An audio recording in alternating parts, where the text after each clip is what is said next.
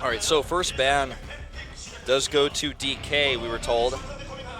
And let's see if they decide to ban out Leoric. Straight off the bat, nope. Zera, still the biggest fear of all. It does make sense, you know, he is such a pain in the ass to deal with, especially on a map like this where ganks are pretty common. Not as common as, say, Tomb of the Spider Queen, but still a very dangerous hero in general. Let's see what Snake decides to do here.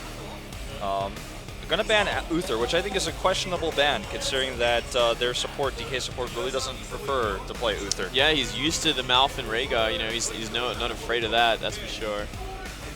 I mean, you definitely want to ban for your opponent's team oftentimes, but sometimes you want to ban for the meta above all. Yeah, that makes sense.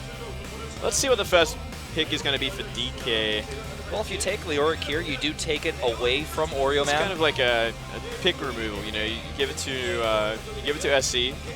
But now they're going to go with the Jaina to start things off, so just going for that top tier DPS. That also takes Jaina away from Mong, who loves his Jaina. 4 out of the last 5 picks running him, or running her, I should say, in their composition. So definitely going to see Leoric picked up here for Oreo Man, unless they have changed the way that they are looking at this game in the last few weeks. Now, there's a lot of heroes that Oreo Man can play, so he's certainly not locked into Leoric, though we have seen him have the most success with that hero. Another choice that we could see here early on is Johanna, who's often the very first picked hero here. That's certainly like more of an MVP Black style, I gotta say. Like they like to do the double pick heroes to start things off, or like Uther and and Johanna, but we'll see. Looks like they're taking the time figuring this one out. Yeah, a lot of burn time here. It's a hard decision to make. Zagara would not be a bad choice for Mong either, now that he's lost Jaina. To have that range damage on this map. Is he really that first pick sort of material, though, is the question, when you've got a lot of big tanks still available on the board. Maybe you could go for another high tier DPS as well. We're gonna see Johanna first. Vala, okay. Not a bad pickup here. Love seeing some Vala. And Johanna, not a surprise, but a little bit of surprise, actually, that we didn't see Leoric.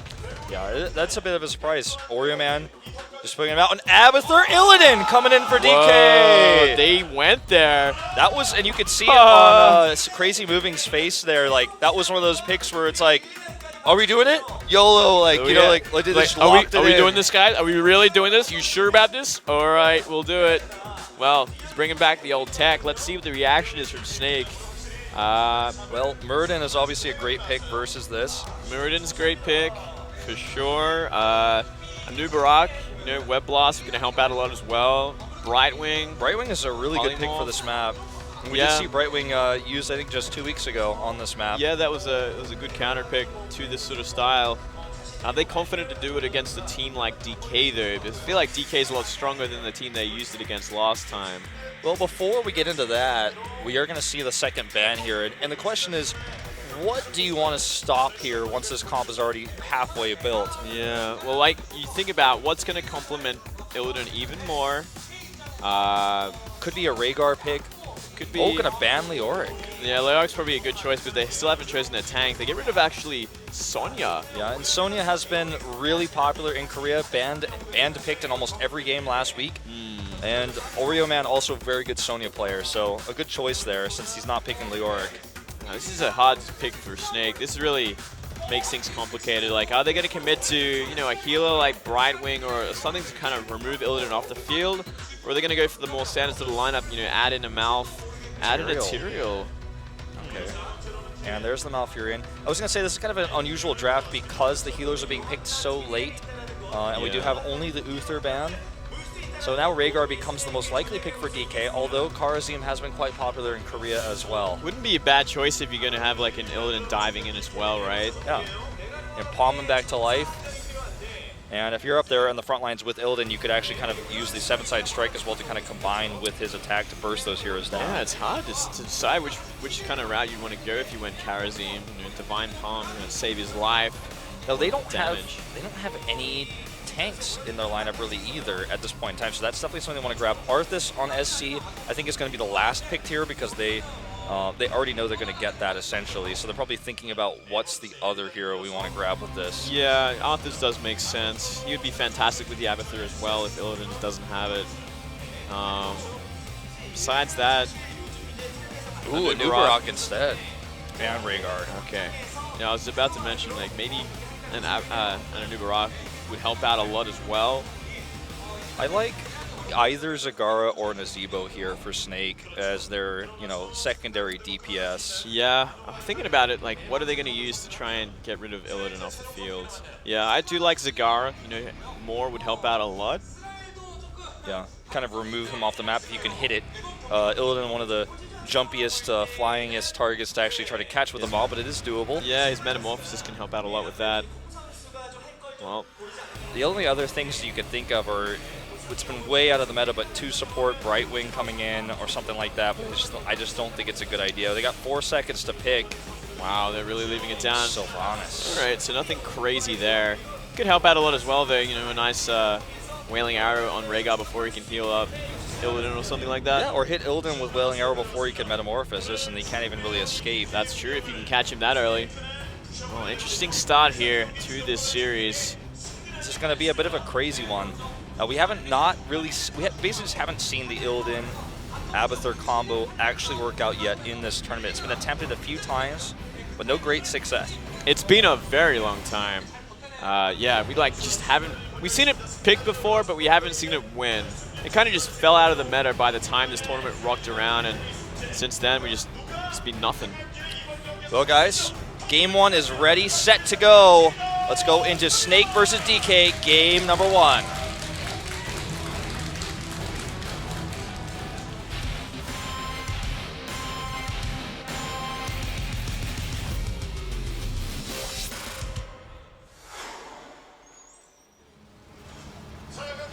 Welcome to semifinals match 2, set 1 Snake.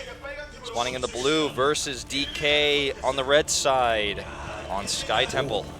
Wouldn't it be great if someone was named Solid on Snake? That would be so and cool. Liquid. And then they're the only two I remember. One guy just Liquid Snake. The guy, the Colonel, he's like there, and he every time one of them dies, he screams Snake in the booth or something. It's like, I told you to stop doing that. That's really interfering with our comms.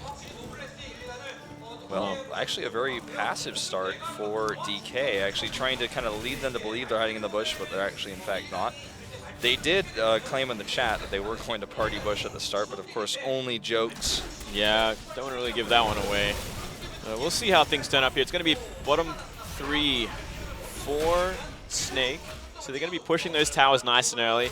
You really want to worry about the top and middle sort of lanes, though, because that's when the temples are going to be spawning first. Exactly. So maybe they're going to do a bit of a rotation here, push these towers down bottom, and start to make their way up. Well, Abathur's going to go ahead and burrow out here, but this leaves Crazy moving to actually defend this tri-lane by himself. And if you've got a tri-lane with Malfurion in it, obviously Age is going to be very, very strong because, he could simply heal and give mana, so much sustain.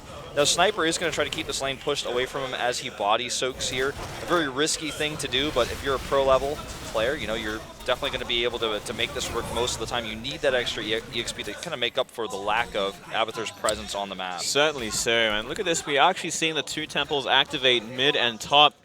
Let's see how these fights go down. Who's going to commit to where? It looks like Oreo Man and SD actually going to be fighting it out on top. The rivalry rages on. Yeah, it just ends up being that way. Basically to give you guys some context, in the fight, Oreo Man was kind of being insanely confident and also kind of trash-talking SC's skills, so he said, meet me 1v1 in the jungle in the chat earlier. Looks like they get to duke it out on top instead. Well, it's interesting sort of so far. Looks like we actually are going to see DK take the top lane, and mid lane is going to be controlled by Snake for now. I have to give a little bit of an advantage to Snake with how they've controlled this. It's okay if you 1v1 versus SC at the top lane and no one takes the shrine if they have an Abathur, because the Abathur, even with a symbiote, it's just never going to be as strong as another hero, so you can actually contest the other shrine a lot better and then rotate up and take both, which is what they do here. They're going to get all 6 shots and then now control the shrine for the last part of this one as well. The thing that's kind of keeping him equal in experience, at least kind of, is the fact that Abathur is bottom while this is all happening. He's getting that lane soak in. Now they're still contesting that top temple there.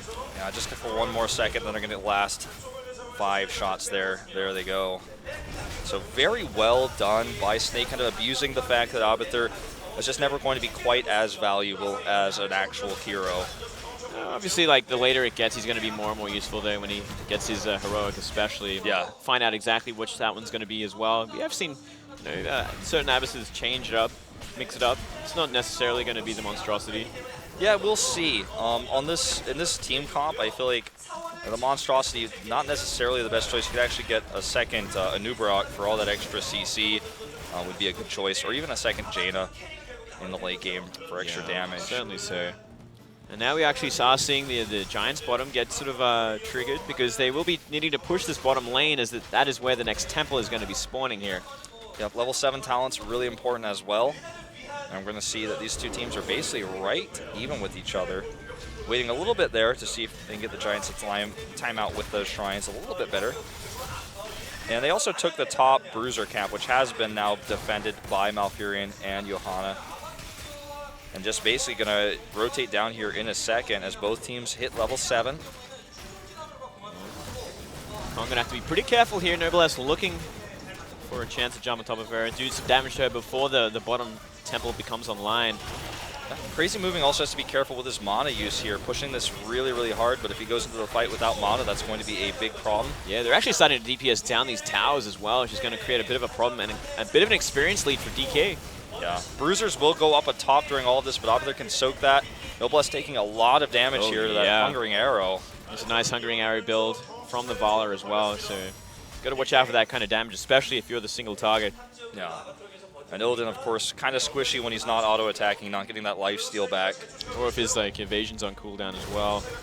Well, this is going to be an easy shrine to take here from Snake, and because those Bruisers are pushing right now, much better timed, I have to say, than DK's Bruisers. It's going to cause some disruption in the top lane. And this is just going to be so free. It looks like they might even just leave Oreo Man to tank it. He's not even going to fight.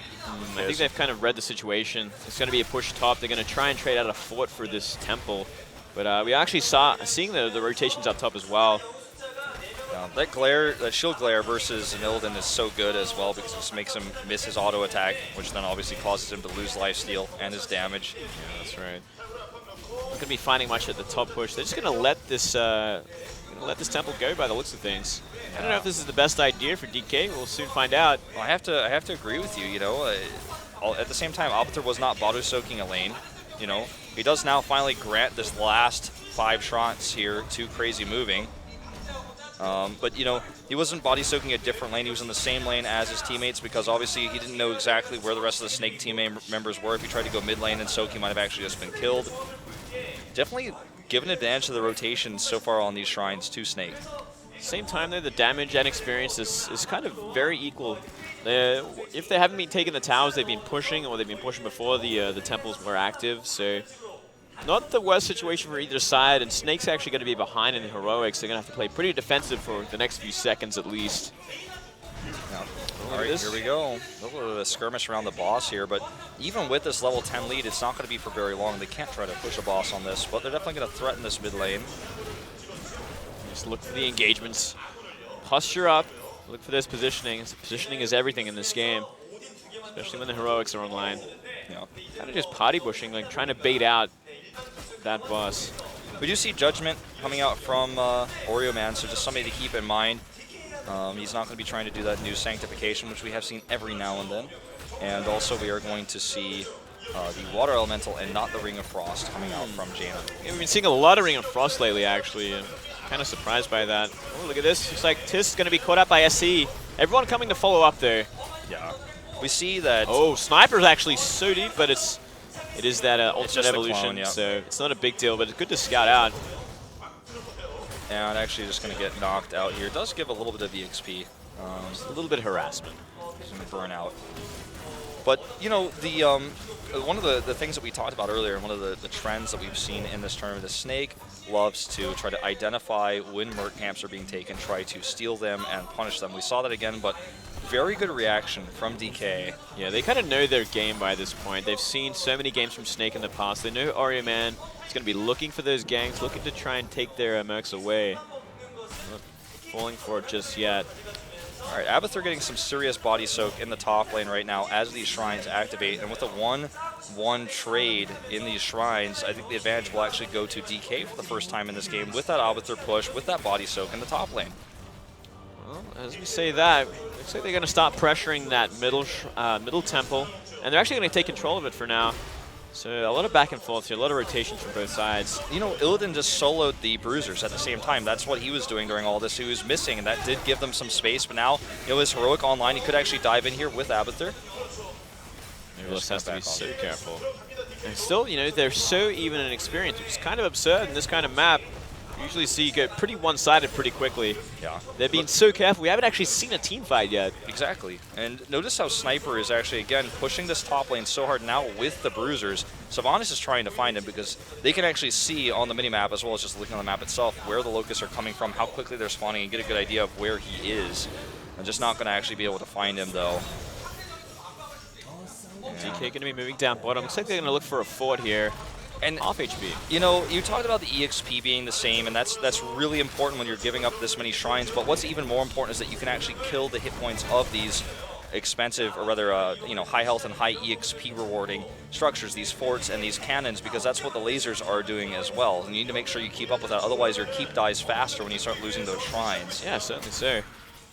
It's almost like your core's health is like extended, you know, out into those keeps. Yeah, it is a big difference. If you're shaving away buildings, you don't need the temples as much until that late game when everything's kind of being destroyed except for keeps or maybe even just your cores remaining. Then it becomes a huge problem and a lot of pressure for the team.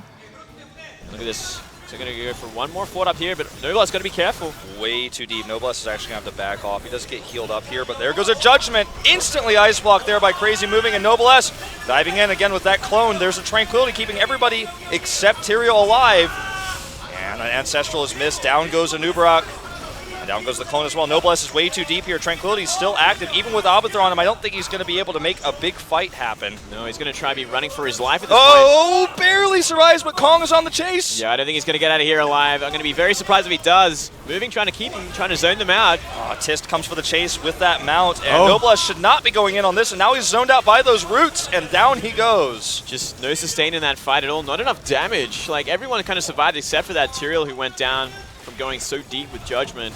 I gotta say again, I mean, it's been echoed from the fans in Korea and overseas. Kinu, the best support in Korea, and I have to agree, his Tranquility usage there, the way he positioned to make sure everyone was constantly healed up, his innervates as well, just really keeping everybody able to continue that fight for so long that eventually, when Abathur's clone went down, it was a 4v5. Illidan never really in position. Noblesse diving in at the worst possible moments. Yeah, he had some questionable decision-making in there. He took a lot of damage. He got off a decent Metamorphosis as well to keep him alive. But there was a decent Ancestral as well, but still just, there wasn't enough damage there. Crazy Moving didn't really find much on the Jainer during that fight. And here we go again. Should be another team fight coming up. Yeah. Looks like one shrine being taken by Johanna solo at the top. And they're actually going to, at least for the time being, let this one go. Judgment is active, so obviously very, very important for Jaina to be well positioned. Her ice block should be back up now as well, but still you don't want to lose that important damage dealer early on in a fight. Both of them level 16 as well. They had a short time. Snake did have those 16 talents up on DK. And there's two vulnerability talents that come up on this. It's Jaina's, of course, and Sylvanas's. So you need to make sure if you're up against Sylvanas to make sure that doesn't spread to your entire team, and also if you're up against the Jaina, split against that Kona Cold so you don't take that extra damage. Yeah, and more importantly, for Illidan, he's going to worry about 2 blood for blood, so he can lose 20% of his HP very quickly. Okay, here we go. We're going to have that Judgment in here, another big fight. Oh, man. And down goes Illidan in seconds, the same with Rhaegar. Now that means no more sustain. SC trying to go the other way to escape. He's not going to get out of here. Yeah, buying some time here, by it looks like, for the rest of his teammates, but I don't think he's going to find anything, as they have been caught out as well. Crazy Moving the next to go down in seconds. Yep, down he goes. And even if you try to run away, as we saw SC do in the opposite direction, you're running into towers, running into minion There's waves. no escape that way. You're not getting out of there. You're not going to have any chance to mount up when you're running into minions as well. And look at this, straight for the boss. During all of this, you know, we're just seeing that that push, that split push from Abathur. He's now defending two sides. He's using his Locust as well as his Symbiote. They're going to defend the top lane. He can push the bot lane out, but all these things are so insignificant compared to the map control, the lost, you know, keeps now, or rather lost forts, losing this boss. Everything is just starting to snowball here, as you would expect it to sort of earlier on in this game. DK really held it together until we started seeing these team fights, which they kind of avoided as best as they could. They really did. They just made sure they didn't have to take any unfavorable team fights until they got to this point, and now they've lost 2, and they're down a pretty big level. You know, they're creeping up on their Storm talents now at level 20, and it's going to create a big difference. Looks like they might actually try to grab a keep here. It's going to give them so much space to push with. And Noblesse again jumping in on top of Oreo Man. Not usually what you want to do. Just has to stay back. He's kind of useless in this type of situation. One of the problems for DK's composition is they have no real initiate except Anubarak, but he's constantly being zoned out by Tist and Oreo Man. So if he doesn't initiate, how can they really start a fight? They can't. They can, and generally what's been happening is Judgment's been starting every single fight so far. So they've always been the ones defending. It's been an ugly situation, and they just don't have enough DPS or survivability to really draw out a good fight and have good use of Illidan. Oh man, this could actually be a disaster if they just check this. SC comes in at the front. There's the Judgment as well as the vulnerability. Condemn as well. SC's Ancestral does not go off. Crazy moving now on the retreat. He has to use that Frost Elemental to try to keep this fight going, or excuse me, Water Elemental. And look at this Tranquility again. Keeping everybody alive. Noblesse trying to do work. He does take out Kino, and Ancestral does go off. Big Ancestral. This could be a big turning point here if Noblesse can stay alive. DPS down the remainers. You know what? He might be able to do it. Actually, 2 down already, but down he goes finally there in the end. There's nothing left in the tank here, and looks like we're going to see Rhaegar be the last to go down here. Not going to be taking out Tist either.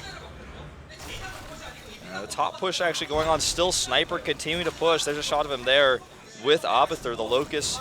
That push, he's also using some great symbiotes, you know, during those engagements. It's just the problem is now the heroic talents are up, the storm talents, excuse me, and you know, the problem with this composition, I feel, is just that Sniper, even though he's getting some cool split pushes going on, once his clone goes down, the symbiote is never going to be worth a hero that has 4 abilities plus another heroic. It's just not the same these days. It just really doesn't find that kind of damage. You're fighting like essentially 4.5 versus 5, and it just doesn't last. You know, there's no sustainability there. As we saw in that fight, you know, Illidan got the perfect Ancestral. He got some great fighting. He got down. He got rid of a couple of heroes, but it just wasn't enough in the end. It's not one of, it's one of these comps, one of these combos that's stronger in the early game. It's one of those comps that wants to snowball the game and fight a lot early, but often in the late game avoid fighting simply because your comp is not as good at team fighting. That's why we see them avoid fighting as much as possible in the team fights, but when the team fights occur, they lose them almost every time. Illidan can clean up easily, oftentimes, if the levels were reversed 21 to 19 and they had their heroic talents. Illidan is so good at cleaning up fights. We almost saw him do it with that early lead in that last fight. Certainly. I feel like as well the Rhaegar healer is just, he just doesn't have that sort of healing that you need from like either an Uther or a Malfurion. You don't have that lasting sort of effect in a fight. You got the occasional heal and the Ancestral, but if that's been burnt already, then you're going to have a hard time like having a long fight like that compared to a Malfurion especially. Exactly. Malfurion is just going to constantly have Tranquility. I notice that Kino keeps Tranquility on oftentimes all 5 members. He's always in the right spot. He's always dropping down Entangling Roots to zone. And you know, at this point in time, if you look at where we are in this game, the bot fort is down, the mid fort is heavily damaged, and the next boss is going to be in a minute, and everything is just pushed constantly. The next shrines are going to be up in a moment. The one thing is that there is level 20 now for DK, so they do have those Storm talents as well, so they can take another fairly even fight. They're down a level. It's not going to make much of a difference at this point. Now we are going to see Noblesse grab that second Metamorphosis upgrade. We see Rewind come out on Rhaegar. Yeah, that's right. The thing to note as well is the fact that because of how many keeps and forts are being killed on the side of DK, they've got to be a little bit more careful about these temples. They can't afford to let them get all the charges off. Exactly. It's like the core's health is extended across the map, and once you lose your keeps, that's when the lanes start to really push, like we're seeing in bot lane. The bot keep is down. They got that giant camp, and so it's just continuing to push. Jaina has to go back, Abathur has to go back to defend, and that gives space to grab these shrines. This kind of advantage starts to snowball a little bit. And we're going to see that mid keep fall very soon, and there's nobody even contesting the top. There's no one touching it because they know if they lose that keep, it's not going to be a good trade. Not at all. They're down to 1 keep now, and here we go. Looks like they're going to be committing to a fight here. Noblesse going to be the first in, and SC going to be starting to stun up the side of Snake. Oreo Man actually being chased here by the Beetles, and down goes the clone in a second. A totally useless heroic there. Oreo Man just going to jump into the fight, trying to force that Metamorphosis early. Does hit 2 here, but instantly Kinu with the Tranquility and the Storm Shield. Tranquility, the Ancestral totally blown on Noblesse. He is trying to grab Kinu, which does zone him out of the fight. Oh, they might get him down as well, but he's stayed alive so long. He's been the #1 target of Illidan. Oh man, and now the rest of the fight, Noblesse, can he turn around? He just cannot. He's actually getting vulnerability here. Oh, Mong, gonna be the next one, but can he follow this up here? Illidan getting so low, down he goes. Oh, down goes Crazy Moving as well.